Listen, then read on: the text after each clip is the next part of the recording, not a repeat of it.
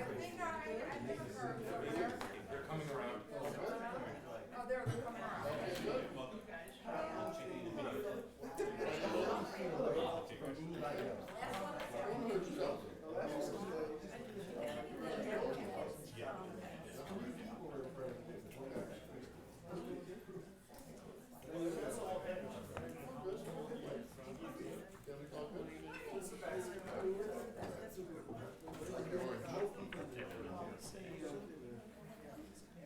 I don't know. Still playing. Where, Rabbi?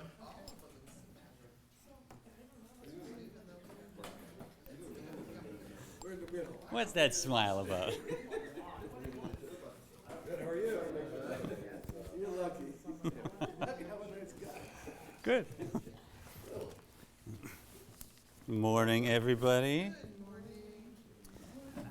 Sorry about the early time. Thanks for accommodating that. Works out better for me. It does? Okay, good. Perfect. So we have everybody back. I think we're at, this is class 5, so now we're nice and in. Good morning, hi. Any reflections or questions before we dive into chapter 2? Can you review last week for a minute? Of course, yeah. That was a hello, that wasn't a question. That was No. Okay, hello, good. So for anyone who may have missed a class, let's bring us back to where we are. With the Alter Rebbe's really text that's intended to be like a yechidus, like a personal encounter. So our first piece of advice was to tell us that every soul, before it arrives, before it comes into a body, is given an oath. And that oath is, first part, try to be a tzaddik. Very good. Second part? Oh yeah, be a tzaddik and not a rasha. But even if the whole world thinks you're a tzaddik and says, look at you, put him on the front page, he's a tzaddik, how should you see yourself? As a rasha. Think of yourself as a rasha. Right? And then he points out some problems with that, which is exactly how we start these kabbalistic conversations. We don't get right to the point. We try to take our minds on a few detours so that when we get back to the point, we'll have a different perspective. And the first problem he raises is, we're told elsewhere, don't think of yourself as a rasha. So which is true? And if I do think of myself as a rasha, won't I be depressed? Won't it be difficult to serve God with joy, which is a commandment? And then he says, well, understand, if we look at the full picture of what is a tzaddik and a rasha and a beinoni, and so he describes not just a tzaddik and a rasha, but 5 types. Can we list them? What are they? Complete tzaddik. Good. Yeah. And the famous, and a beinoni, right? A beinoni. Right, so we're dealing with 5 types. Looking at the book as a user's guide for our soul, now we understand there's 5 models, right? I'm driving the complete rasha or the complete tzaddik or the incomplete rasha, incomplete tzaddik, or maybe I'm driving a beinoni, right? Which are they? How do they work? How should I consider myself? Maybe I want to trade mine in for another model. Should I try and do that? And we want to know what each model of the soul is doing at the moment, right? What are its characteristics? What's its mahut, right? That word mahut from mahu, what is it? What's its beingness, its essence, right? Its nature. And then he starts to define what a rasha is, and it's not what we may think hearing about a rasha from stories. This is not a Haman, God forbid. A rasha is simply a person that has any egotistical drive left, even not a conscious egotistical drive. And he says, someone that just does one sin, still a rasha. Someone that does just one rabbinical prohibition, still a rasha. Someone that just doesn't do what they can to help people around them not do a rabbinical prohibition or do them, still a rasha. Someone who just misses a positive commandment, like learning Torah or answering an important phone call, right? No worries, right? And so a rasha has this wide spectrum, including people that seemingly are just a hair's breadth away from a tzaddik, right? So clearly not an evil person. And the question is now, so what distinguishes them from a tzaddik? Is it just a question of, that 1 micron left that makes them a tzaddik, or is there something else? And then what could a beinoni be? Right? That's a curious question. If it's one or the other, if doing any sin of any kind Even very, very subtle makes you Russia. Now, what's abandoning? And then he says, what characterizes a tzaddik is they have voided their heart within them. Voided their heart within them. And that means that part of my heart that I know very well that says, maybe I should get angry over this, maybe I should, just lie in bed for another hour instead of going to do something important for my community, whatever it is.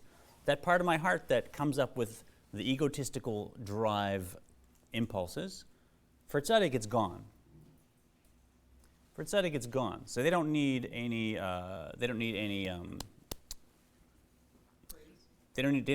to screen themselves. They don't need any restraint. Because for us, I get 100 ideas in an hour in a day, and probably 96 of them are not worth considering. And I'm just like, well, just ignore that, right? Find the few good ones that come up in my mind and follow those, and filter out the counterproductive ones. That's my normal existence. For tzaddik, everything that occurs to them, it's productive. It's annoyingly other-serving. That's what they think of doing, right? So they don't walk by a bakery on Pesach and think, oh, that would really taste good. Seventh day of Pesach, I've been missing bread. That doesn't occur to them. It's like they're walking by a hardware store. You wouldn't think, I'm going to go eat the nails and hammers in that hardware store. It wouldn't occur to you. For tzaddik, the bakery at the end of Pesach, when they walk by, might as well be a hardware store. Right? They don't have these impulses that a normal human does. So that's one aspect, and that'll help us figure out what abanity is when we get to it. And then finally, at the end of the chapter, this is the big tool that we're going to use to start to redirect our own souls through our own consciousness as our user manual. That is that we don't have one soul, but we actually have two souls that we're dealing with primarily. And one of them we learned about, that's the nefesh behamit. That goes in what direction? Towards me, right? Nefesh behamit, a baby is all nefesh behamit, right? Like we said, baby's hungry at 3 in the morning, no problem. Wake up the whole house, wake up the neighbors, scream until I get fed, right? If you and I did that, we wouldn't be considered very appropriate house guests. That's because maturity is taking nefesh behamit and rechanneling it in a different way. But nefesh behamit itself, as we look at a baby, no one would blame a baby for crying when they're hungry, no matter when, no matter where, right? That's the essence of nefesh behamit. Is it selfish? Of course. Is it inappropriate in a baby? No, right? Pure nefesh behamit is not inappropriate. It just doesn't have the same compass bearings or the same limits as the second soul, which we'll learn about. And the technique that we're learning is one of integrating the two souls so that one provides the power, because nefesh behamit is what drives us. But the second soul, which we'll start learning about today, provides the compass bearing.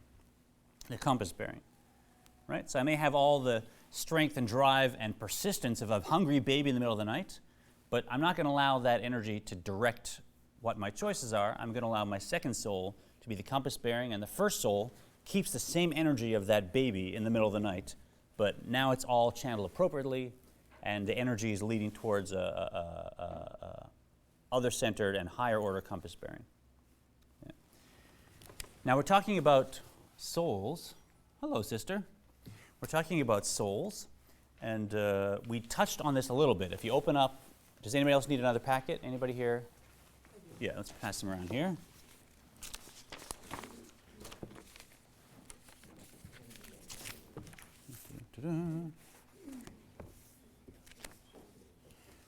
Oh, here, this one has everything all together. This one has them in two sheets. Everybody good? Yeah. So we're going to look at that front page. So we touched on, here you go. Welcome, Brian. We touched on this sheet, and you know what? Can we try and get in front of the camera if somebody can? Last week we tried, and it was like that. But this is Label's book, page 36 of Practical Kabbalah, if you want to look it up. I don't know which camera's on right now. Got it? Yeah, so we touched on this. We said that the soul we're going to look at as an umbilical cord that flows from conscious world, physical world, world of chronological time. That's the bottom where the soul connects to us, to our body. Flows up through these spiritual worlds, which we're going to start to learn about in chapter 2, the nature of them, the names of them, how they work. And at the other end flows out of and is a spark emerging from the Ein Sof.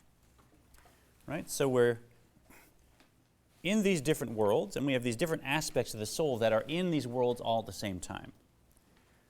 But lest we imagine this is some kind of a sci-fi thing where I'm in other worlds where other narratives are happening, I'm doing different things, making different choices, it's not that at all.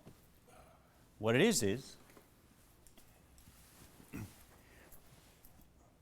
we've got several different spiritual systems working all at the same time. So if I look at my physical body, I can see something of a correspondence, which is usually the case. The physical is always a reflection of the spiritual. So if I want to learn about the spiritual and the details, I can look at the physical and create a model that will teach me about the spiritual. So if we look at the body, we see there's many systems happening at the same time, right? And if you're like me, for the past 10 minutes, you are not at all aware of your circulatory system, right? I wasn't sitting here saying, oh, my heart rate is this, and my blood is flowing this way, and it's getting to the different parts of my body. Now, God forbid, if there was a problem with my circulatory system, I would immediately recognize that was much more important to me than the color of my skin or how much hair I have in my head or these superficial things that I'm aware of. But I don't think about it. It's just flowing, it's happening all at the same time, maybe at a deeper level. It's me, but it's all kind of happening at the same time. I also have, what's another system that I have in my body? Respiratory. There you go. I'm breathing in, I'm breathing out. Most of us, most of the time, are not aware of our rate of breath, of the quality of the air, of the different sections of breath, breathing in, a little hold, breathing out, a little hold, whatever it may be. All that's happening. It's feeding my body. It's key to me being alive. And yet, I'm not aware. It's just happening as I'm here. So now there's my superficial being, there's my circulatory, there's my respiratory. I could add to that all the chemical systems, pardon me? Nervous system. Many systems happening at the same time. Do I have a problem? Does that mean there's different me's? Are there 5 me's? No, it's all one. It's all incorporated. Same thing with the soul. While we're here in Asiya, the nefesh aspect of our soul is flowing into our bodies, and that's what we're mostly aware of. But above that, there's a spiritual side of Asiya. That's happening at the same time, another system. Above that, there's an aspect that's in Yetzirah. We encounter that superficially as our emotions, our conscious emotions, but there's a whole system that's perhaps enclosed in the more external system. And above that, another world. It's not somewhere else, but it's more subtle, just like my heart is not somewhere else, it's just more internal. Another world of Bria. We experience that as intellect, and most superficially as conscious thought. But that's all happening at the same time. And even in Atzilus, which is a world which is just godliness, there's not even beings there, we still somehow are an emanation there. But it's not somewhere else, it's all happening at the same time, or it's happening as one. And we exist in all these worlds. And just like we shouldn't be confused that we can have a physical body with an external that has multiple systems all functioning at the same time as a one, we shouldn't be confused that our soul has a similar structure, conscious aspect, and then existing in higher and higher spiritual worlds all at the same time, each one enclosed in the more external, so to speak, one. Does that make sense as a model? Yeah? So now we're going to start to look at the beautiful second soul that is our big tool. So let's start chapter 2, page 49. Beautiful here.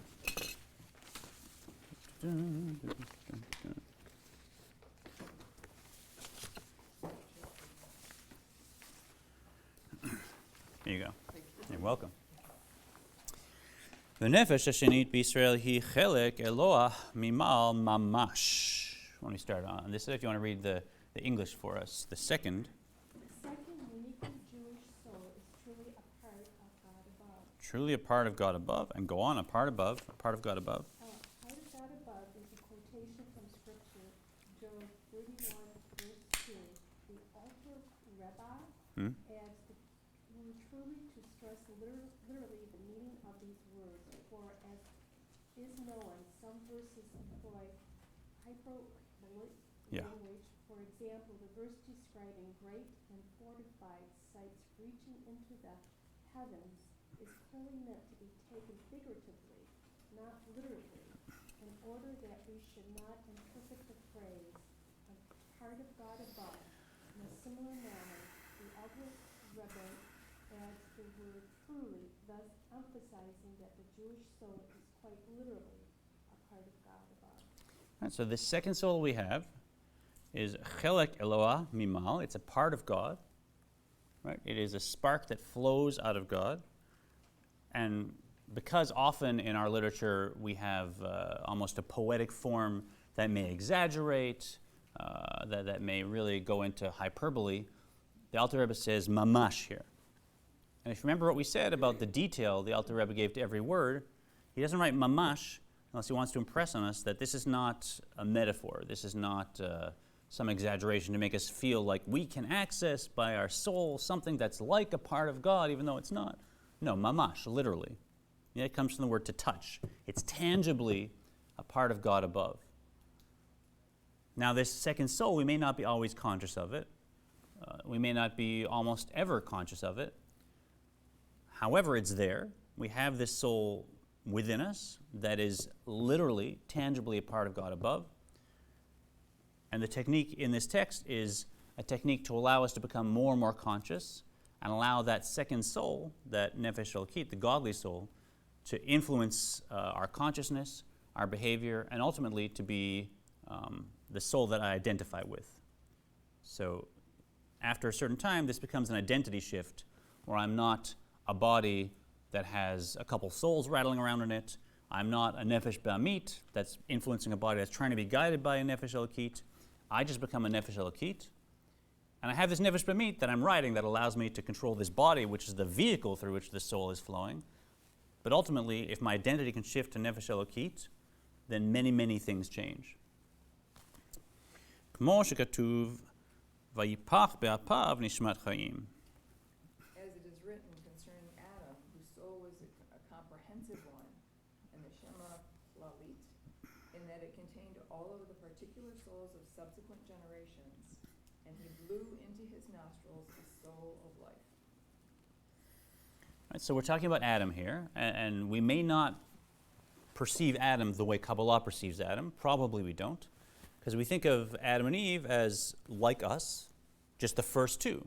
Right? So someone like me with my consciousness, with my whatever, and here back, if you believe, these legends in the Torah, this is, the origin story in Judaism, and these first two human beings were created. They were like me. They made mistakes. They had children, and off we go. And every human is basically like me throughout history. Right? I couldn't argue with that. That's the Western perspective. Kabbalah says not at all. Adam and Eve were not at all like us. We are one cell within what they really were. We are one tiny aspect of what they were. They were a general soul that contained all of humanity. Every soul that would ever live, every soul that could ever live, was like one spark within that general soul. So what that is, it's beyond imagination. Every genius that ever lived, every person with a heart of an angel that ever lived, every person with the kind of drive to change and improve the world that ever lived, they were all contained within Adam and Eve. So they were a general soul. And we'll talk a little shortly about what that means in terms of our place in the Jewish people and in the world, because Kabbalah does not see the world the same way we see it in terms of what individuals are, what Adam is, etc. It's a total paradigm shift that we'll get to. These souls were only Jewish souls? All souls, every human. Yeah, yeah. And then the quote is that God blew into Adam's nostrils a soul of life. And we'll get to the import of what that means that God blew into Adam's nostrils, because nothing else was created that way. Everything else was created by what faculty? Speech. Right? For those of us who've been through Shara Yichud V'Emunah, we see what power and what mysticism God's speech is given. We had 9-10 months looking at that as a spiritual phenomenon. But God didn't speak the soul of humanity, God blew it. So what's the difference between blowing and speaking? Ve'ata nafachta bi. And as we say in prayer concerning the soul of every individual Jew, you blew it into me. Right, so in the prayer, Elohai Esha Shenafachta bi Tehora. Hey, right, we sing that in the morning. The soul which you blew into me, right? In the prayers, it also reflects that. The soul was not dabbed into me. It was not inserted. It was not spoken. It was not. It was blown into us. So what are we learning from that? They repeated twice. And again here, וכמו שכתוב בזוהר, מן דנפה מתוכי נפש פירוש מתוכיותו ומפנימיותו. It's written in the Zohar, he who blows, blows from within him. That is to say, from his inwardness and his innermost being. Right, so now when he's done 3 quotes, we know this is pay close attention, right? He did not waste words. Our teacher here, the Alter Rebbe. And so first he quoted the Torah, then he quotes Siddur, and now he's quoting the Zohar. So pay close attention. This clearly is a deep message that we're getting. And the Zohar that says, a person who blows from within them, from their inwardness. Right? I could sit here and I could talk and talk and talk all day, and good. I'm good with that, right? I don't get tired. If I were to sit here and blow up balloons, how long would I last? I don't know. Just a few minutes. I need a rest. Something about blowing draws your energy from deeper within, saps your energy, you're giving more of yourself to it. You're blowing from deeper within you. So the Zohar is trying to teach us here that whatever it was that the Ein Sof did to create the world was a more superficial action, drew from the Ein Sof in a more superficial way than what the Ein Sof did to create a human soul, Adam's soul, and Eve's soul, these general souls. That came from deeper within the Ein Sof. And for those who may be just joining us, of course, we don't imagine, and no one thinks that God has a body and a mouth and lungs and there's some giant being out in outer space blowing. This is all already above the abstract. But something about blowing as a person, that it comes deeper from me, that's teaching me what the Ein Sof was doing. That's something that might have been a more superficial creative process was replaced by an absolutely internal creative process, blowing, directing the light from itself, from deeper within itself. It's invasive. Pardon me? Invasive. Invasive in terms of Adam, that it's. Blowing. I suppose, but it's also easily blocked. If you notice, I can talk through a wall, I can't blow through a wall.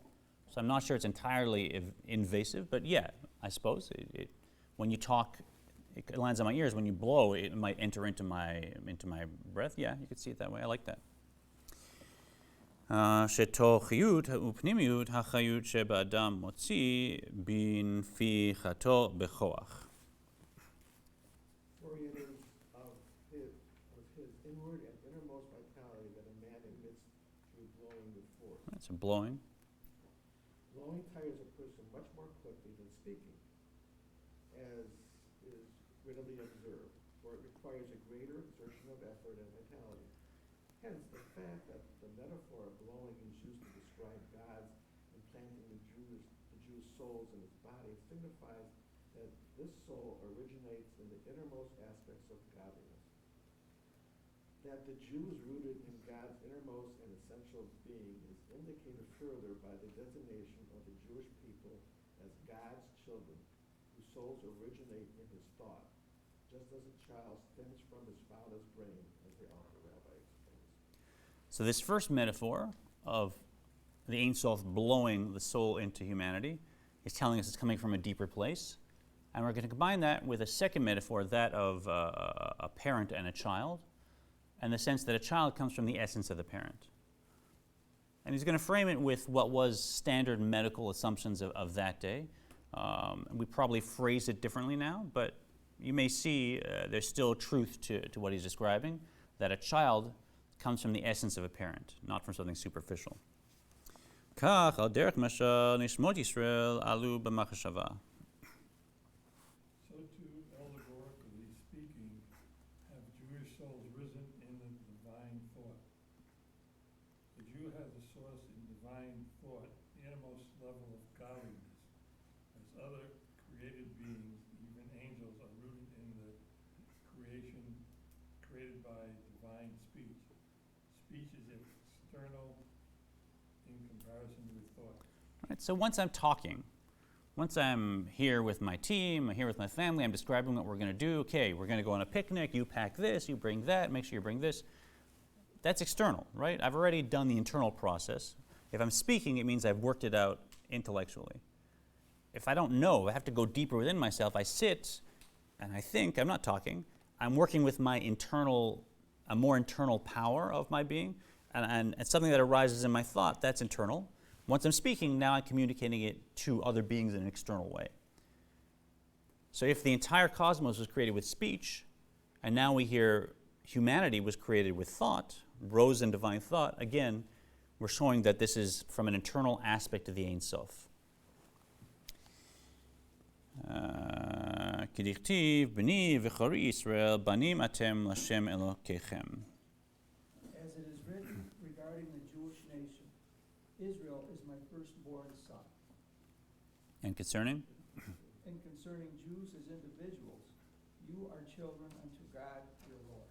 And so we see many times how our people are referred to in the Torah as children of God. And the Alter Rebbe is saying, what's the aspect of a child we want to learn from here? That a child comes from the essence of their parent. A child is really united with the essence of their parent. And so this soul, which is blown into us, it's not some external thing. It's not like I'm going to create salmon. There it is. I said it. Now it's here, right? Really, this is a piece of God's self that God blew into creation, and it is from the essence, from a much deeper place than the rest of creation. And that's why we say it's chelek elokam imal mamash. It's an actual piece of God tangibly. Right, from both the aspect of blowing and the aspect of a child comes from the essence of their parent. Perush kmo she'aben nimshach mimoach ha'av. That is to say, the significance of the Jews being called God's child is that just as a child is derived from his father's brain, his inner and essential being.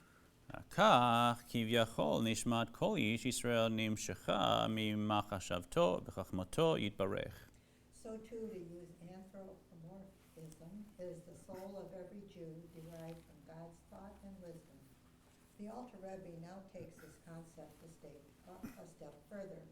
Deriving from God's thought and wisdom actually implies that it derives from God himself, Right, which so- he goes on to explain. Thank you.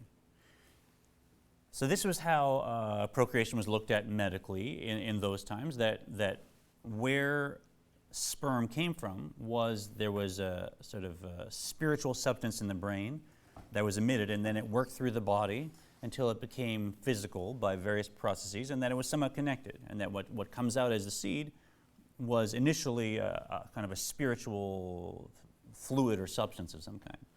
That's a little foreign to us. I like, this is Rabbi Adin Steinsaltz's book on the Tanya. He put out a complete commentary on the Tanya. I like his way of describing it. He says, if a contemporary person were to express this concept in terms consistent with our current understanding of the process of procreation, he might say the pituitary gland in the father's brain generates the hormones that trigger the reproductive gland's secretion of the sperm. The pituitary gland does not function automatically, but is activated by an array of sensory and cognitive stimuli that are consciously assimilated and processed. In this model, we also see the connection between the father's mind and the seminal drop, though not in terms of a source for a particular bit of matter that moves from point A to point B, but as the originator of causal process that begins with a conscious mind activity and culminates in the generation of the cell from which a child develops. A chain of cause and effect runs from the metaphysical domain to the physical, from the purely spiritual core of self through thought and sense, through chemical processes in the brain, through other neurological and chemical processes in the body, to the actual creation of the seminal seed. Thus, the relationship between father and child is one of quintessential oneness, so that even after they separate into two beings, they remain one in essence. Right? It says the higher we go back into the child's source, the more unified they are until we reach a point at which they are one and the same. So he has a beautiful way of taking a mystical teaching, a kabbalistic teaching, and expressing it in modern medical language, perhaps. But we see, whatever language we're framing it in, something happens that is emotional, spiritual, etc., in a parent. And that leads to, through the spine and the nervous system and chemicals, it leads to something being emitted that is physical. And there is a chain reaction. And if we say, well, this couldn't exist without what caused it, and this couldn't exist without what caused it, and it's united with its cause, then at some point you can say every child, if you go back through that chain, whatever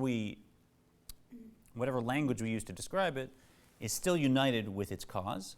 If that didn't happen in the parent's brain, then that child wouldn't be there. Yeah?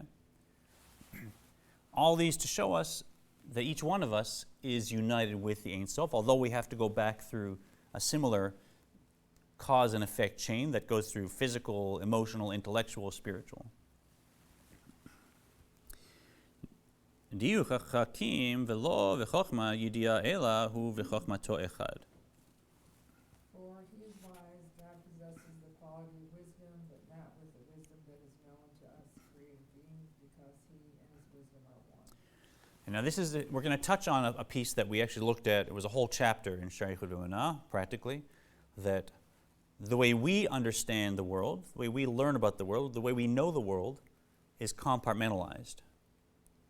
So when I'm learning something, if I don't know Russian, there's my Russian textbook. It's separate from me. Here's my mind. It's its own entity. And then there's me, the one who wants to learn Russian. And these are three compartments in my identity. I could separate them. And if I just never open the book, I'm never going to absorb that information. It's separate from me. If I take 5 years and sit and learn and with my mind apply myself to the knowledge, then I, the one who wants to know, will eventually take the Russian and incorporate it and create some kind of unity with it, and then I can speak Russian. If I do it to the point where it really becomes me, now I'm a Russian speaker, I am that, and there's no gap, right? But still, no matter how close I get to it, there's always me, the mind, and the knowledge that I want to know, the knower, the way of knowing, and the known. With the Ein Sof, however, you cannot divide, you cannot compartmentalize. We're talking about an infinite, absolutely infinite phenomenon that has no components.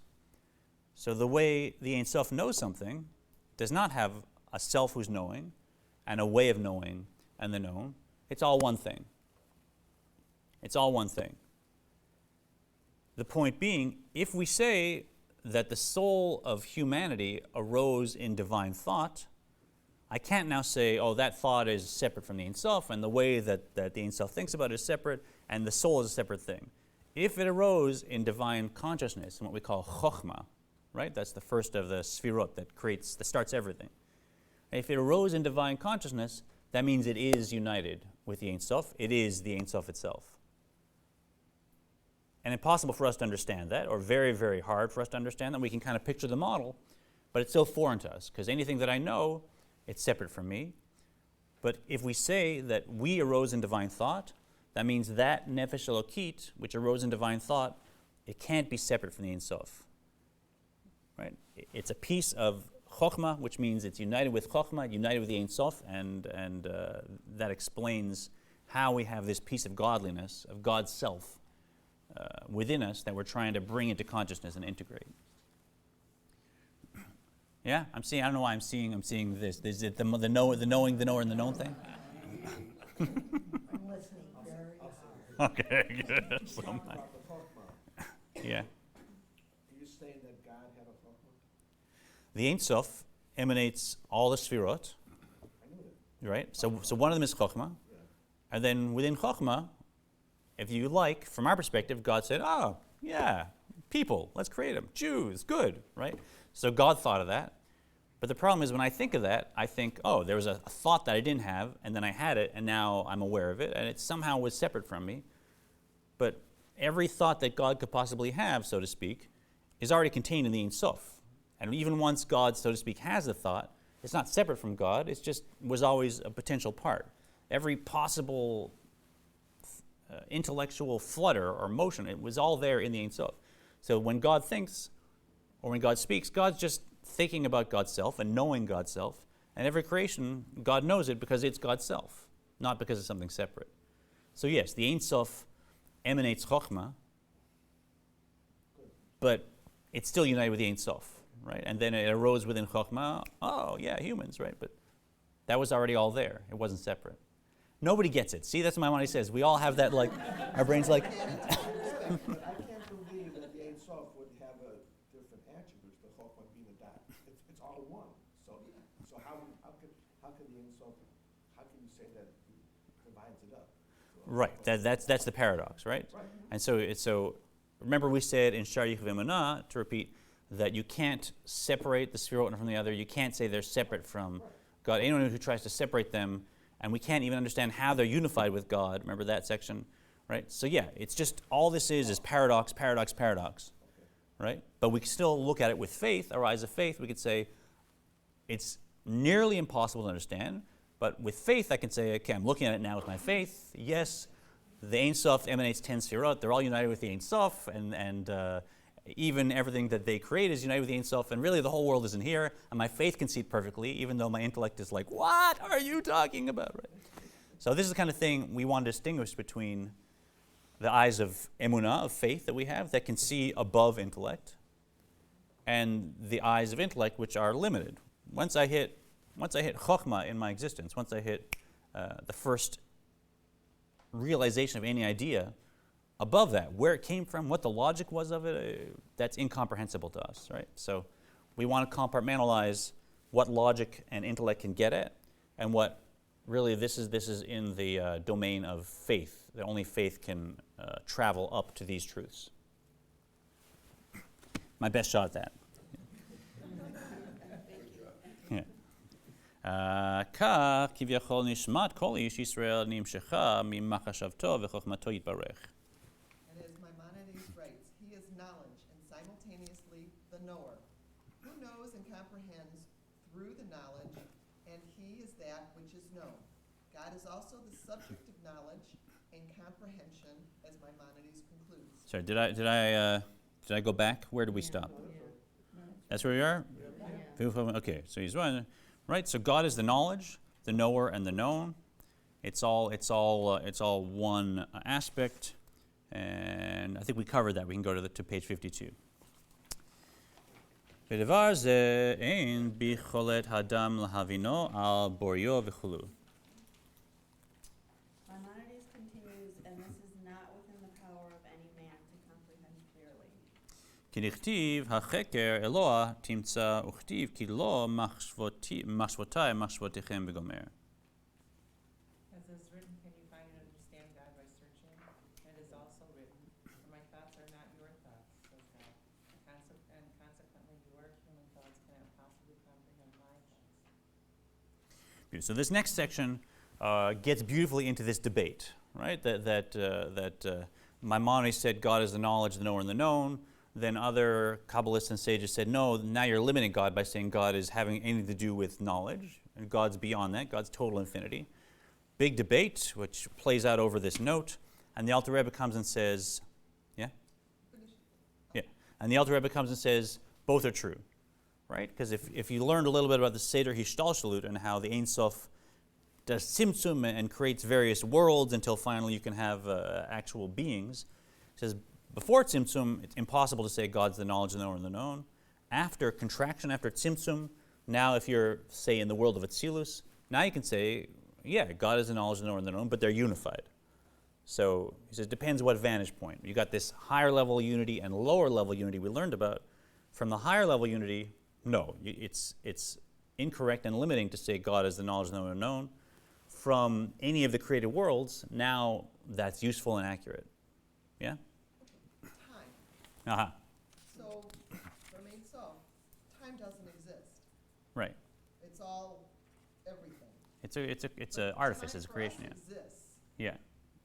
Okay, so is there another level that we can comprehend where time is all,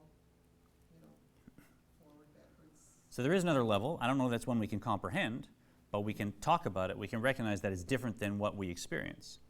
Right? So if I were a character in a movie, and that was my reality, who I was, the movie flows from beginning to end, and I have no control over what that is, right? But if I leap up and I'm the actor playing that character now Now I can walk in, I can look at the editing, I can see how it's going, I can go to this action sequence, I can say, I like this take better than that take, I can take different versions of that moment in time and I can put them in, right? So from that perspective, you can see the character in the movie thinks they're living in an adventure that's traveling from beginning to end and they have no control. The actor who's playing that character recognizes this is all just footage and they can go in and look and edit and they can picture the whole thing and move around. They can even kind of globally look at the whole picture all at once. They understand what's happening here even though they're looking at what's happening here. But it's the same person, isn't it? I mean, the actor played the character, right? It's just, if you will, it's a leap down or a leap up in vantage point, right? So if we're the actors, if we're the characters in our lives, our soul has higher levels that are more like the actors in a movie. And there's leaps up above that too, where ultimately you have the writer, the director, something essential that just is seeing it all, right? And just like that actor, time in the movie is a very different phenomenon than time for the character in the movie. Time for the actor, it's all kind of there at the same vision, whereas the character in the movie doesn't know what's happening in front of them, and it flows linearly. Same thing with our soul, its higher aspects, and also godliness and the essence of God. But we're not going to go deep into this debate, right? We'll accept for our conversation that we're defining the Ein Sof as having knowledge, knower, and known all unified, and that applies to these spiritual worlds we're dealing with, and that's where we're trying to integrate our souls, so it works for our conversation. On page 54, we're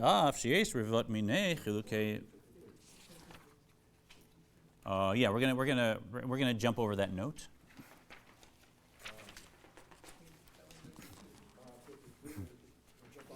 All the way to 54, yeah. Feel free to read that at home, preferably over a glass of scotch, and let me know. ואף שיש רבבות מיני חילוקי מדרגות בנשמות גבוה, מעל גבוה לאין קץ. True.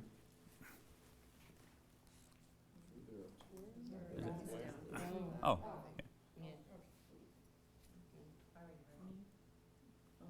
As explained elsewhere. So 54, at the bottom, true there are. True, there are myriads of different gradations of souls, rank upon rank, edifying. For example, the souls of the patriarchs and of Moses, our teacher, are by far superior to the souls of our generation, which belong to preceding the coming of the Messiah. Beautiful. Yes, and let me do that. Hebrew there, כמו גודל מעלת נשמות, האבות משה רבנו עליהם השלום, נשמות דורתנו, אלה דאבקי משיחה. And one more, and then we'll talk about this. שהם בחינת עקביים ממש לגבי המוח והראש. For the latter. For the latter souls are like the very soles of the feet in comparison with the brain and the head. Just As the life force found in the soles of the feet cannot possibly be compared to that found in the head and brain, so too can there be no comparison between the souls of these present generations and those souls here called the head and brain of earlier generations. right. So what just happened here? What is he even talking about? Right. Okay. There's many grades of souls, right? So we get that, right? Some people are more holy, less holy. Some people are have this access to whole spirituality. Some people don't.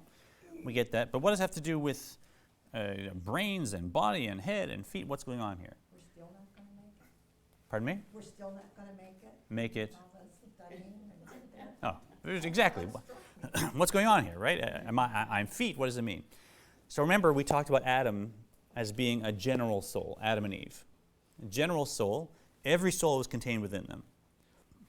So in the West, you and I perhaps were raised to look at all the people that are alive as separate individuals, separate beings, all pretty much the same, all having the same qualities and consciousness. And going back 3,000 years, they were just like me, and they lived and died, and each one of us is his own individual.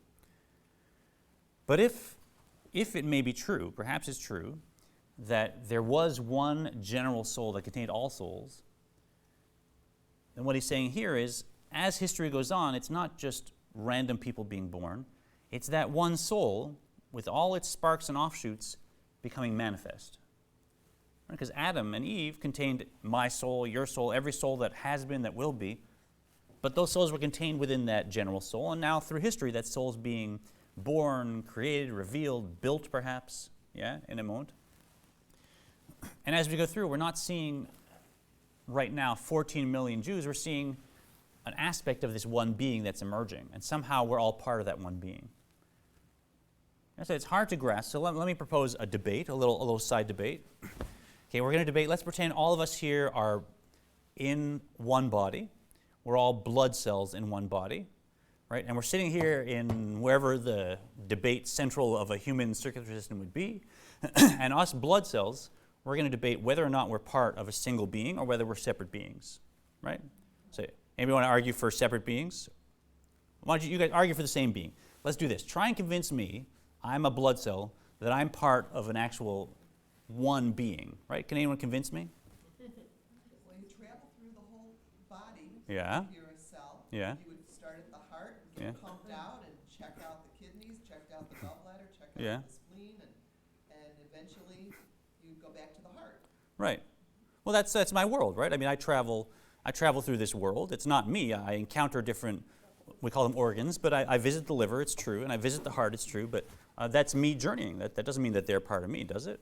Doesn't convince me. The rest of you would have no meaning. You wouldn't exist. Okay, yeah, I depend on them. I get that. You know, we're interdependent, but how does that make me the same being as them? I mean, I have my cell wall. They're outside my cell wall. And I know I depend on them, but I've seen other cells die, and I'm still here. So if they can die and I'm here, yeah, we're independent, interdependent, but how does that make me one being? I don't believe that. Not all cells are the same. Right, that's what I'm saying. Not all cells are the same, so how can we be one being? Because you all have the same DNA. Ah, I know, we have the same DNA, but there's variations in there. I've seen genes get changed in cells. You know, I know we all come from the same code, but that doesn't make us the same. I mean, one factory might make 1,000 hammers in a year. You can't tell me they're all the same hammer if they're the same model. I know we're similar. I get that. I feel that. But You wouldn't exist without them. how do you know that? Because you're interdependent. So if they didn't exist, you wouldn't be there. I've seen lots of cells come and go. They don't exist anymore, and I'm still here. So if all these cells go away, more will be born, and I'll depend on them. I don't think I'm dependent on all the cells I see around me now. But if the body dies, then you die too, whether it's your choice or not. Right. I mean, obviously, I depend on my world. Right. If the lungs stop giving me oxygen when I visit them, and if the other cells stopped functioning to feed me, I die. But why does that mean that I'm part of them? And we could go on. Right. You get the point. Right. If we were blood cells. Thank you. To know me is to, I don't know. Right? Well, you'd all die together. How does that? Yeah. So you'd be part of them. yeah, we don't have to go too long on this debate, but you see the point. If a blood cell, from its own vantage point, was unconvinced that it was part of my body, it's very difficult to convince that blood cell that it's not. It has its own cell wall. It fights for its own identity. There's white blood cells that come and kill other cells. They're clearly different. They're sometimes working against each other. They're competing in some ways. Yeah, they're interdependent. Now let's take all those arguments and let's apply them to us in the world. Right? What arguments do we go through? Right? Aren't we interdependent on each other? I mean, how well could I survive without any other humans? I think I am. Right? Aren't I traveling through this structure that somehow sustains me, and I go here and I go there and I go get my food here and then I contribute here? Aren't I? Right? However, how do I know that that's separate from me, that I'm not part of one being that somehow that's a part of? Right? And a blood cell has seen other blood cells come and go and die. There's other blood cells, countless, that have been there in the past that aren't there anymore, and it's there. Haven't I seen other beings come and go? We have a whole history of how many beings there have been. So how can I be convinced that I'm one being with them when they've come and gone, right? And on, right? We're walking around in this fluid, in this air that's sustaining us, and we're sharing this oxygen, as scientists point out. And a piece of oxygen oxygen molecule within you might have been in me a few moments ago, and might have been in Moshe thousands of years ago. And yet, how can I be convinced that I'm not a separate being if that's my stance? So we have two realities that you can't prove or disprove. And just like for that blood cell, the blood cell could say, you know what, I'm a separate being, that's my stance. But clearly we know as a human that that is inaccurate and not balanced and not healthy and will not lead to a functioning body. It may be that my sense that I am an independent human being is also the less accurate perspective and the less balanced and the less useful perspective. Because Kabbalah says, no, we are one organism. There's one Jew, period. There's just one Jew, right? And each one of us is like a cell within that Jew, a spark within that Jew. We play our role. We have our cell wall. We have our we have our little area of that Jew, and that's true. That's distinct, but it doesn't mean that we're separate. There's just one being here.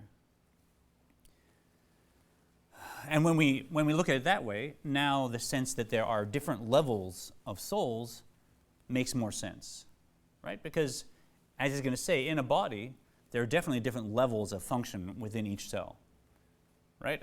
I happily cut my fingernails off to trim my fingernails and discard them however I might. I would never do that to my skin. I would certainly never do that to an internal organ, and yet it's all me, right? Without my fingernails, there's things I couldn't do that I need, right? I certainly wouldn't treat my inner tissues the way I treat the soles of my feet. And yet I need the soles of my feet to walk around. Every aspect of myself is important and is needed for the whole, and yet there's different functions. Clearly, the brain seems to be more central and have command and control, whereas other parts have different functions. The heart is more central to diffusing life, but it's all combined as one. Yeah? Hey, guys. Oh, I apologize, too. I had to move because of a funeral, so. But we have it on video, so if you can catch up with us. Welcome. You're back at your seat to my left. Yes.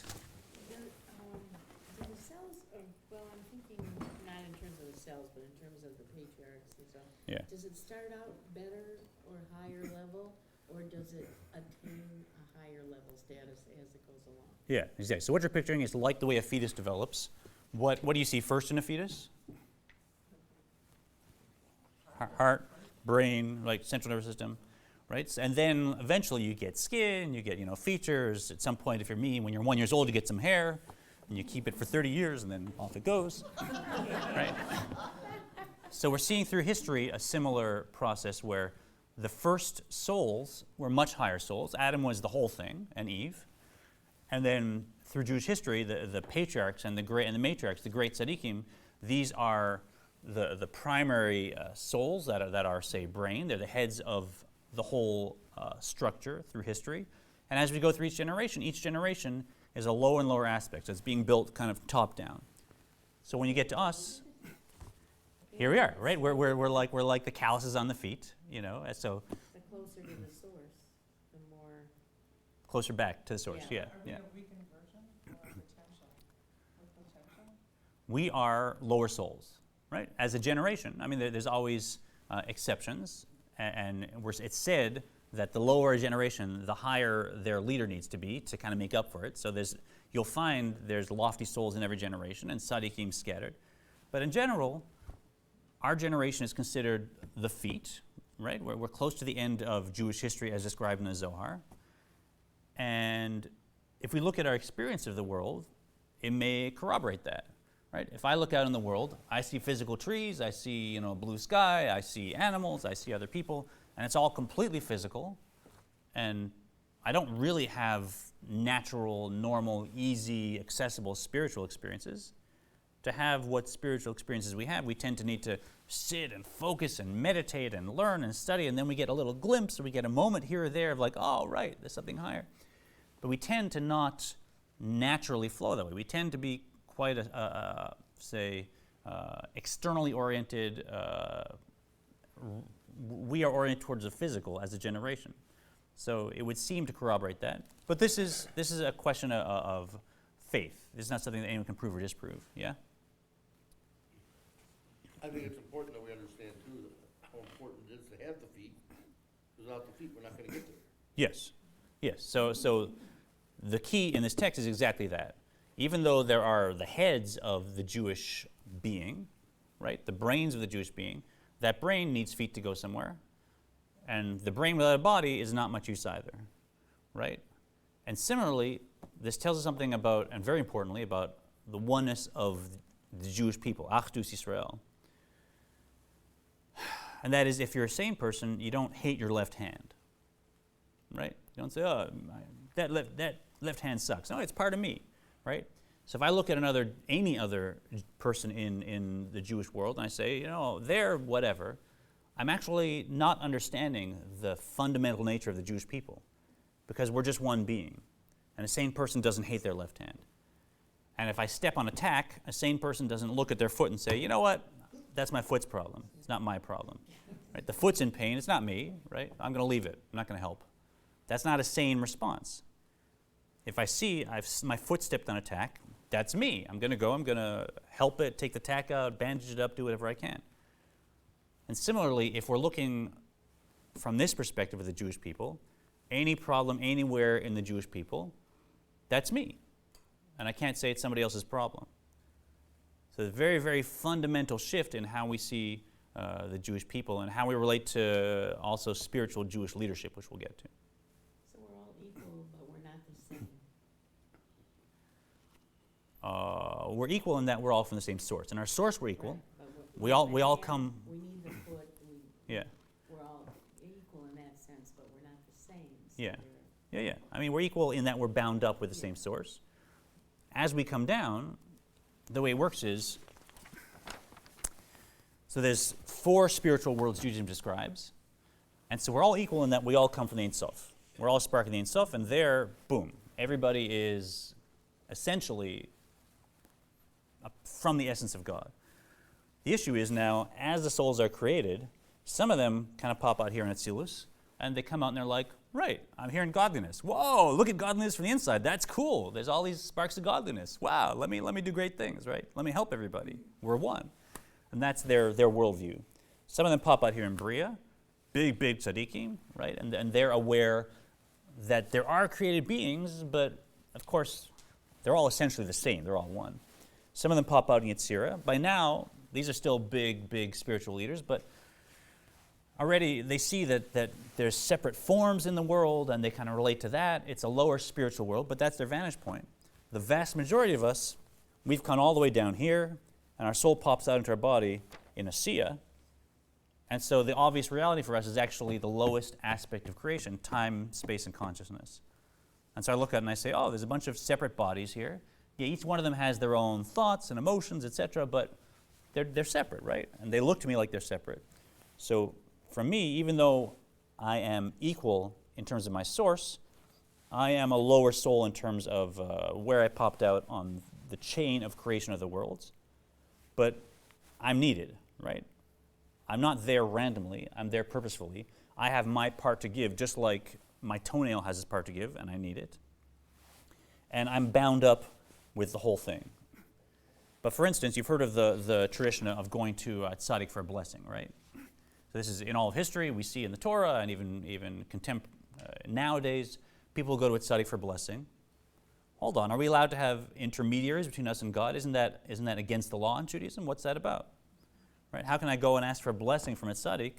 Aren't I supposed to pray to God directly, address myself to God directly? What's that? So if we think we're separate people, like in North America, yeah, that's an intermediary, right? Well, that's a problem. But if we recognize that we're one being, okay, I want that marker.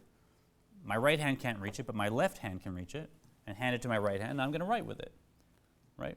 Is my left hand an intermediary for me? Is this somebody else? No, it's me.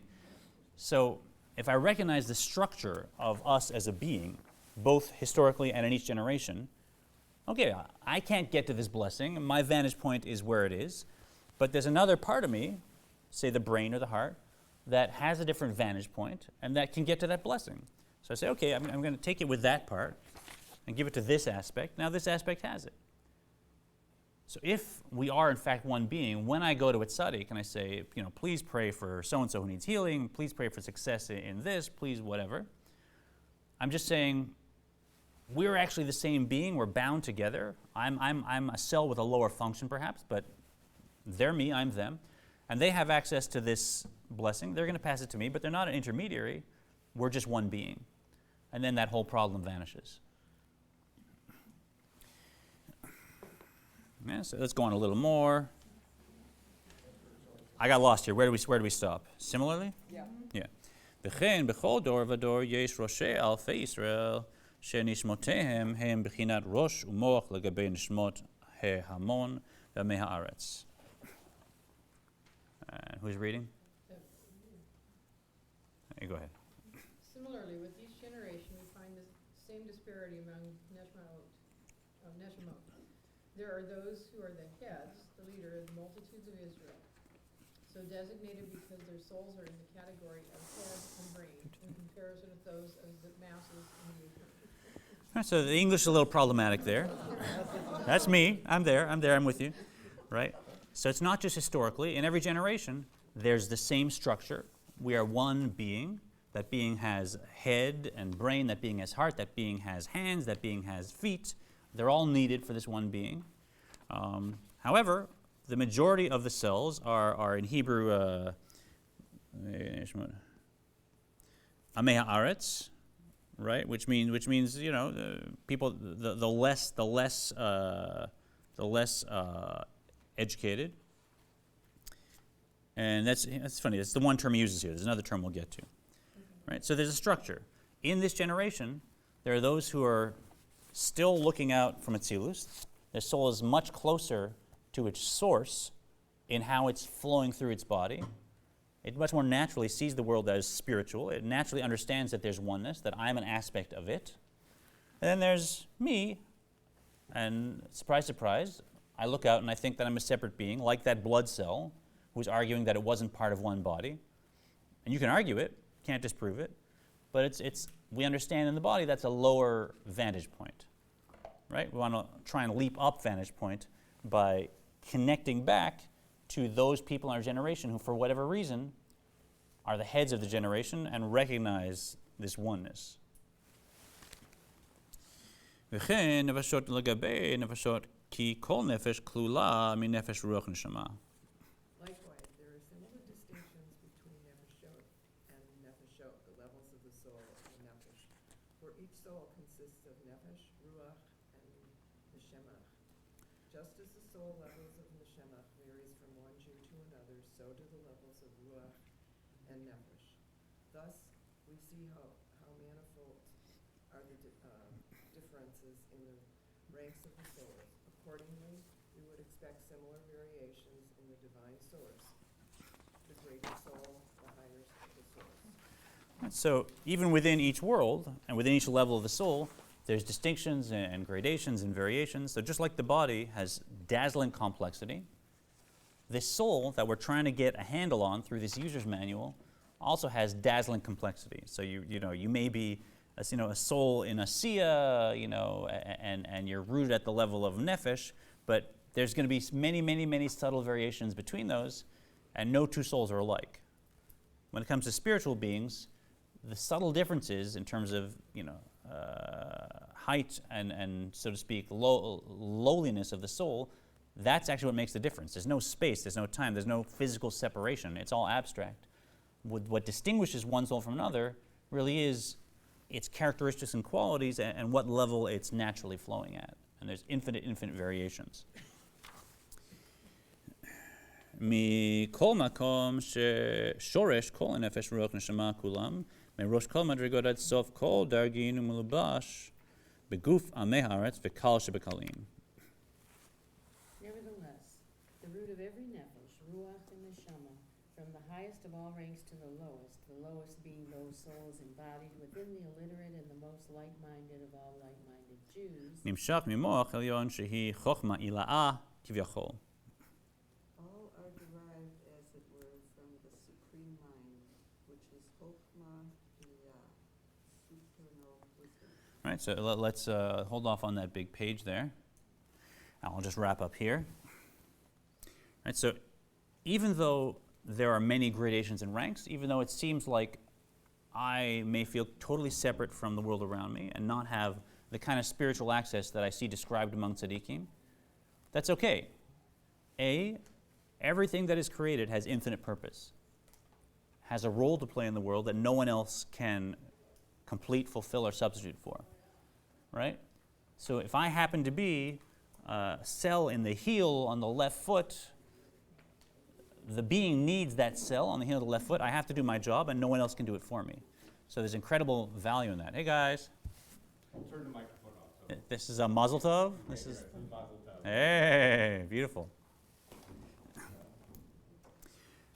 However, just because I may have that vantage point of I'm a cell on the heel, and I'm simply helping the brain and the body walk around, I'm bound up with the rest of this one being. And let's look at these terms too, rather than light-minded. Oh, that's good. Kal Shebakalim. Kal Shebakalim means the least reverent of us. Least reverent, right? So you have these tzaddikim that you walk to the room with them, and your whole perspective changes, and you're like, you realize that you are one being, and you're now looking at the source of spirituality that is directing you in the world. And people are said to have that experience where, it's funny, I met a gentleman in Florida who met the last master of this tradition, right? The Rebbe Menachem Mendel Schneerson. And he was there with his camera. He was a photographer, and he was at this Farbrengen, and he was, taking pictures, having a good time. And he kind of pushed his way forward with his camera, was taking pictures of this master who was giving a discourse. And the master kind of looked at him and went like this, like, huh? Like, you gonna join us, or whatever he was thinking. And the guy went like this. He went, like, I got a great picture of that moment, right? And that was their whole interaction. And then he said to me, I don't even know why. The next day, I left my secular life and I enrolled in a school to learn this system of spiritual growth, and never left. And now he's a proponent of that aspect of mystical Judaism, and he lives a whole life like that, right? So how do we understand what it's like for a blood cell to enter into the brain or somehow be able to have a conversation with the primary brain cells that are running the show, that are sending vitality to that blood cell? What is that experience? We don't understand.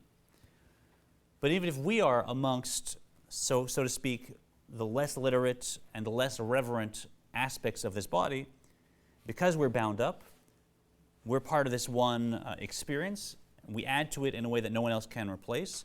And by recognizing the oneness of the Jewish people, we have access to the highest heights of spiritual channeling. Questions?